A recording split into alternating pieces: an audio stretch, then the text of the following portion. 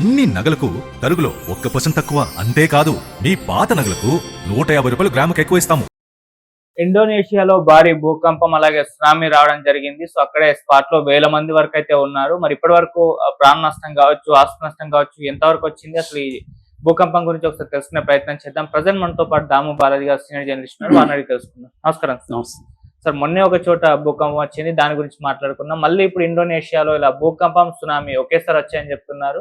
So మరి ఎంతవరకు తీవ్రత దీనిది ఉంది, మరి స్పాట్ లో ఎంతమంది ఉన్నారు, ప్రాణ నష్టం, ఆస్తి నష్టం ఎంతవరకు వచ్చింది? ఈ మధ్య కాలంలో భూకంపాలు ప్రపంచవ్యాప్తంగా ఎక్కువ జరుగుతున్నాయి. మనకి ఢిల్లీ ఆ ప్రాంతంలో కూడా గతంలో చూసాము. అంతకుముందు జపాన్ లో వచ్చింది, లేటెస్ట్ గా కొలంబియాలో దాని తర్వాత పక్క దేశాలకు కూడా వచ్చింది. అంతకుముందు కూడా వెనెజులాలో వచ్చింది.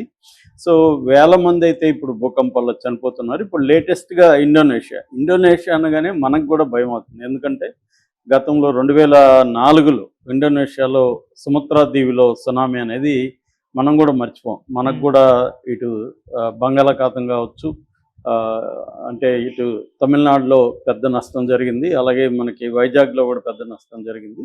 సో ఆ సునామీ అనేది అప్పుడే వినపడింది మనకి. అంతకుముందు సునామీ అంటే ఏంటో తెలియదు. దాని తర్వాతనే సినిమాలు వచ్చాయి. సునామీ అనే పదం పాపులర్ అయింది. 2004లో సుమత్రా దీవులో వచ్చిన సునామీ 9.1 రెక్టర్ స్కేల్ మీద, మ్యాగ్నిట్యూడ్ అంటారు దాన్ని. 9.1 స్కేల్ అనేది చాలా ఎక్కువ అనమాట. అప్పుడు 170,000 మంది ఒక ఇండోనేషియాలోనే చనిపోయారు. అందువల్ల ఇండోనేషియాలో కూడా ఆ సునామీ పేరు వింటేనే గుండెల్లో రైలు పరిగెత్తే పరిస్థితి ప్రజలకు ఉంది. సో ఇప్పుడు అర్లీ మార్నింగ్ 5:58 ఇండోనేషియాలో ఫ్లోరెస్ సీ అంటారు. ఇది నార్థన్ కోస్ట్ అనమాట, ఉత్తర తీర ప్రాంతం దగ్గర వచ్చింది. ఇది రెక్టర్ స్కేల్ మీద 7.7. నిజానికి ఇది 7.7 అంటే తీవ్రమైన. మీ లలిత వారి ఆషాఢం శ్రావణం ఆఫర్. అన్ని నగలకు తరుగులో 1% తక్కువ. అంతేకాదు మీ పాత నగలకు 150 రూపాయలు గ్రాముకు ఎక్కువ ఇస్తాము. రెండింటినీ కలిపితే నగ ధరలో 2% కన్నా ఎక్కువే సేవ్ చేస్తారు. అసలే మీ లలితాలో తరుగు చాలా చాలా తక్కువ. ఇదే దీంతో ఇమ్మీడియట్ గా Indonesia meteorology, climatology and geophysics agency ఉంది, బిఎంకేజీ అంటారు. ఈ బిఎంకేజీ ఇమ్మీడియట్ గా సునామీ కూడా రావచ్చు అనే హెచ్చరికని జారీ చేసింది. దాంతో వేలాది మంది ప్రజలు ఆ గ్రామాల్లో, ఎందుకంటే ఎక్కువగా వాళ్ళు ఫిషర్మెన్ అనమాట, చేపలు పట్టుకుంటారు, చిన్న చిన్న వ్యాపారాలు చేసుకుంటుంటారు. వాళ్ళకి అక్కడ ఏంటంటే ఫోన్లు అవి కూడా సిగ్నల్స్ ఉండవు. అందుకని సైరన్లు, తర్వాత రేడియో సిగ్నల్స్, లోకల్ అథారిటీస్ని అలర్ట్ చేయడం ఇవన్నీ చేసి పెద్ద ఎత్తున ప్రజల్ని సెల్ఫ్ ఎవాక్యుయేషన్ అంటారు. వాళ్ళకి కూడా ట్రామా ఉంటుంది. ఎందుకంటే ఇది 2004లోనే కాదు, 2018లో కూడా 2 సార్లు వచ్చింది. ఒకసారేమో 550 మంది చనిపోతే, రెండోసారి 4,300 మంది చనిపోయారు ఇండోనేషియాలో. అందుకని వాళ్ళకి ఆ భయం ఉంటుంది అనమాట. ఇమ్మీడియట్గా సెల్ఫ్ ఎవాక్యుయేషన్, మినిమం షోర్ నుంచి ఒక 2 కిలోమీటర్ల దూరం వచ్చేయాలి, ప్లస్ గ్రౌండ్ నుంచి అబౌవ్ 10 మీటర్స్ మినిమం వెళ్ళాలి పైకి.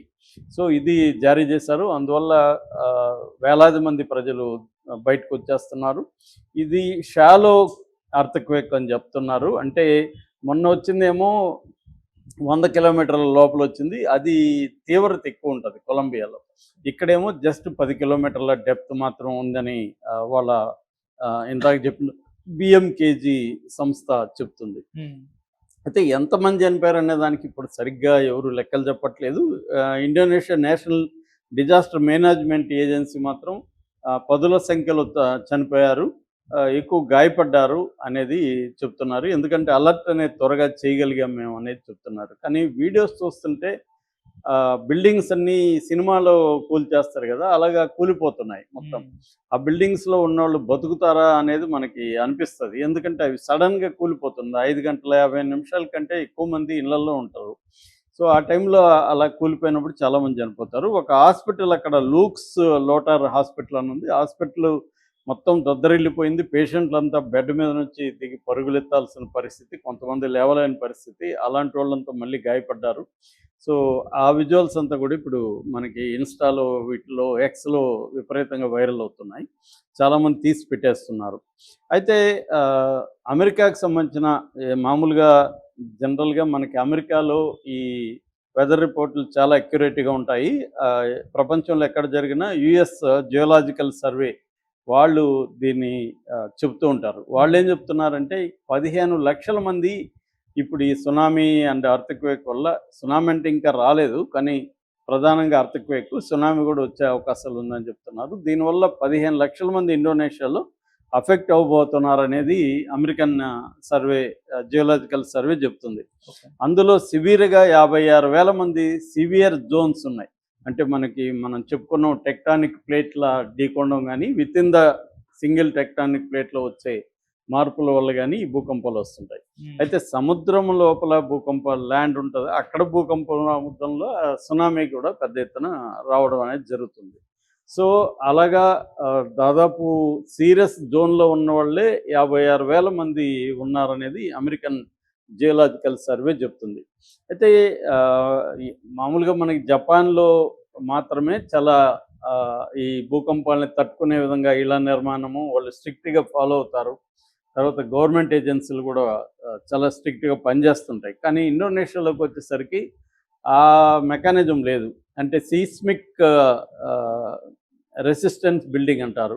అంటే అటువంటి బిల్డింగ్స్ని కట్టడం లేదు. తర్వాత అంటే సీస్మిక్ స్టాండర్డ్స్ని పెట్టారు కానీ అవి అమలు జరగట్లేదు. ఇక్కడలాగే అక్కడ కూడా, ఇండియాలాగే అక్కడ కూడా హై కరప్షన్ ఉంది. అందువల్ల జనం కూడా ఆ స్థాయిలో వాటిని రూల్స్ని ఫాలో కాకుండా విపరీతంగా ఇష్టం వచ్చినట్టు కట్టేయడం చేస్తున్నారు.